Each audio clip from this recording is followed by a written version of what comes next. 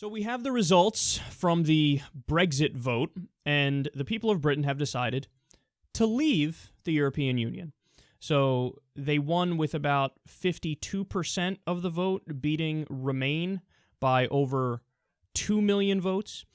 And the immediate fallout here has been both incredibly interesting and also exactly as I predicted. I told you guys that one of the downfalls of the Leave camp would be immediate economic consequences, and again, economic consequences in the short run. Whether or not that'll transfer into the long run is a longer conversation. But let me go ahead and give you some facts here as to what happened in the fallout of this vote. The FTSE, the London Stock Exchange that is, lost 122 billion pounds, or about $170 billion, like that. Gone.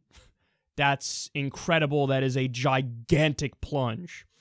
The Swiss Central Bank has now intervened in currency markets to limit the franc's rise amid the carnage.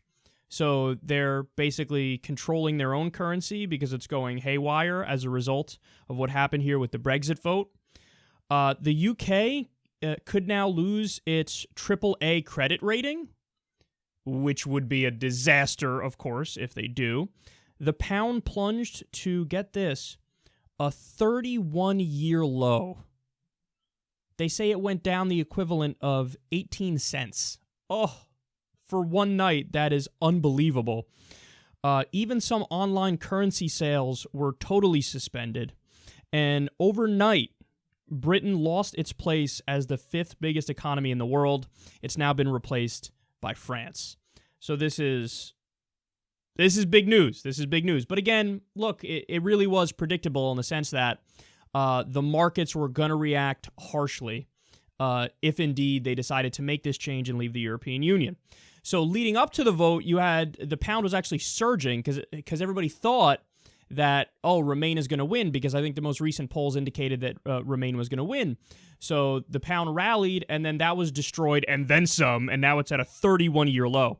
So the governor of the Bank of England had to come out and basically promise a bailout of 250 billion pounds to quell the market fears. Obama this morning, he came out and he was like, no, understand, we're still with Britain. We love you, Britain. If you want to cuddle, we can cuddle, whatever. Please stop the markets from crashing. So Obama came out, he's like, oh, no, it's all good. Because remember, previously Obama had said, look, if you guys leave, there's going to be consequences. I'm not saying that, except now that's exactly what I'm saying. Shinzo Abe of Japan came out and said the same thing. He's like, look, man, we invest in Britain because Britain is a gateway to the rest of the EU. You out of the EU, we're basically going to divest from you. So again, world markets are responding to this, and they're responding harshly to the point where you've almost seen some world leaders do a complete turnaround, and they're like, oh, wait, did we say we're against leave? No, I guess we're for leave as long as it'll make the market stop crashing. God damn it. So it gets better, though. The Prime Minister, David Cameron, came out and he gave a speech. Let's see what he had to say. But the British people have made a very clear decision to take a different path. And as such, I think the country requires fresh leadership to take it in this direction. I will do everything I can as Prime Minister to steady the ship over the coming weeks and months. But I do not think it would be right for me to try to be the captain that steers our country to its next destination. This is not a decision I've taken lightly, but I do believe it's in the national interest to have a period of stability and then the new leadership required. He's resigning. He's stepping down. Damn. So for those of you who don't know, David Cameron came out in favor of Remain.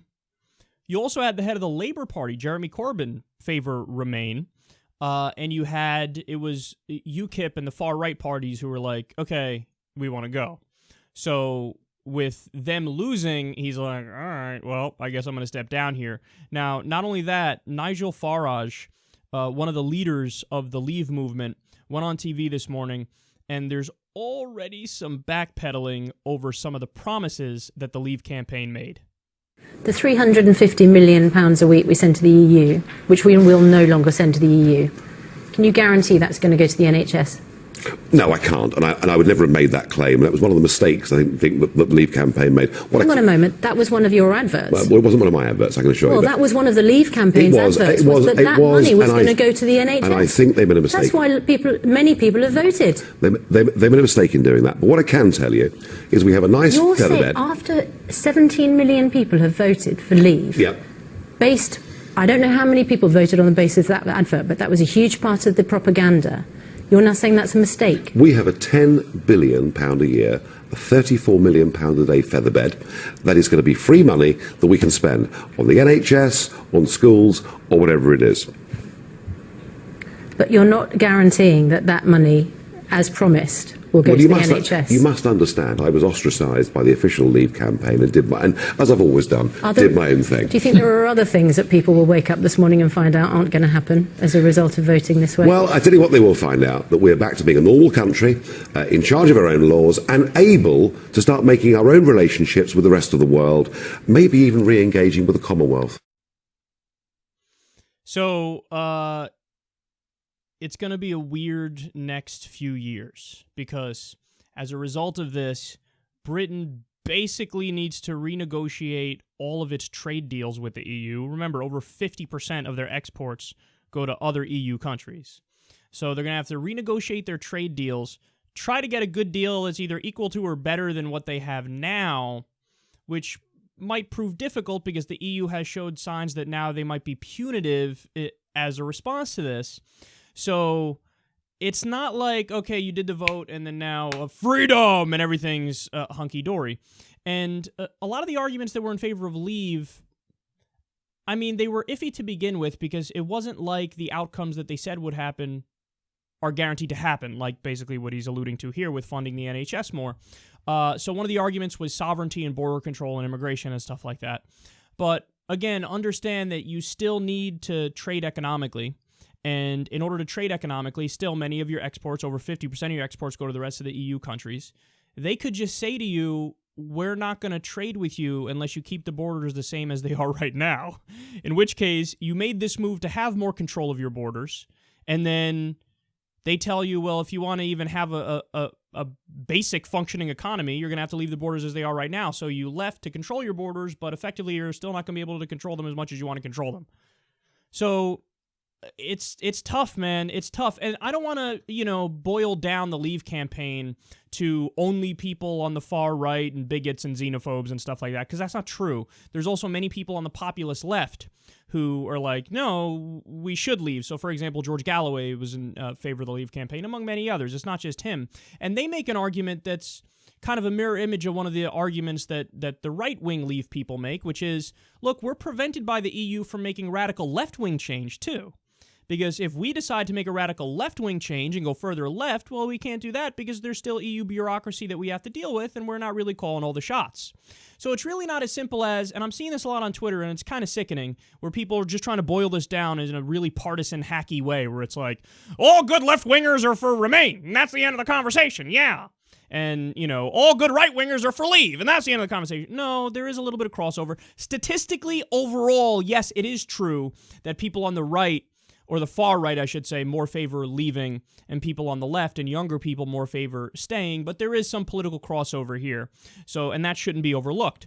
So, for the Leave campaign, look, part of it was based on xenophobia and bigotry and controlling the borders and sovereignty and independence, but also part of it was based on, this anti-establishment fervor and this idea that, hey, the EU is calling all the shots. We don't want them calling all the shots. We want to control our own fucking country. We're anti-establishment. And there was a great point made in a Vox article about this where they say, look, a lot of people on the anti-TPP left in the United States can understand where the Leave campaign is coming from because they also don't want to be involved in these shitty trade deals that end up fucking over their own country. Yeah, I sympathize with that, man. I do. But then remember, the Leave campaign also has, like I keep saying, the immediate negative response of a snap downturn, like an immediate recession, I think a higher unemployment. Obviously, the pound has already tanked tremendously. So it's not like it's consequence-free. And again, the question in my mind boils down to, if you're in the Leave campaign, did you want to risk having a terrible few years here, an immediate downturn to maybe bounce back later? Or do you just want to coast as you're coasting right now, remaining in the EU and trying to work out your problems through more traditional channels as opposed to going nuclear? Now, they apparently chose, hey, we want to leave, and it is what it is, man. You got to respect it. You know, they made the decision. You guys know, you can go watch the original segment I did on Brexit. I leaned in favor of remain, but I do see some very valid arguments in the camp that says we should leave. So now they left. The immediate results are not good, but we have to wait and see what happens in terms of how they can renegotiate their trade deals, in terms of how much control they do end up having over their borders, how much more sovereignty they do get. In the long run, how they bounce back. Like I said, immediate downturn, but will that last? And perhaps the weirdest and most off-putting part of this move is the domino effect. Because this opens up the door to, in the wake of this, now Scotland, it hasn't even been a day yet that Britain voted to leave the EU, and now Scotland is saying, let's have a referendum on independence again. Remember, they recently had a vote on independence. Now they're saying again, well, they left, so now we want to have a vote on independence, and obviously they want to have a vote on independence from the UK. That's their thing. And then now Ireland, somebody in Ireland, I guess a prominent political figure there, came out and said, now we want a referendum on a united Ireland. Remember, of course, Northern Ireland is part of the UK, and this guy says, well, let's have a vote, and maybe Ireland wants to become part of a united Ireland again. So it could be the great unraveling here, and it could be we move more and more across the European Union towards isolation, towards separation. And look, man, it was a tough project to begin with because at least like in the United States, when people try to make that comparison, the United States, it's all a common language, it's all a common culture. There's kinship with the American flag, even though it's, you know, where conservatives and liberals, and there are giant differences. But, you know, when you talk about the EU, I mean, it really is amazing. What a fascinating place it is, because in Europe in general, it's like, okay, you drive so many miles that way, all of a sudden people are speaking a different language. It's a radically different culture. You drive north, people are speaking a different language, radically different culture. And to bring that together and have integration, it's like you can't half do it. And that's another weird potential upside of this is either this leads to the great unraveling, and everybody gets more separate and isolationist, or it leads to Britain bows out, as they did, and then that allows the rest of the European Union to actually come together, because one of the few things that was preventing them from further integration was Britain. Because, for example, with the euro, Britain said, no, we're not going to be part of the Eurozone, we're not going to use the euro, we're not going to have the same currency, we're going to have our own currency. So now, perhaps, the rest of the European Union can go in the opposite direction and say, well, now we can integrate more and we can become more of this unified thing, as opposed to what Britain did. So we can go in the polar opposite direction. But again, it's yet to be seen. And if anything, the evidence now indicates the other direction, where, again, with Scotland and Ireland, and I'm sure others are going to come out where they say, well, if they left, why can't we do our own thing? So it's a big day, man. I mean, that's huge news. Huge news. Britain is leaving the European Union.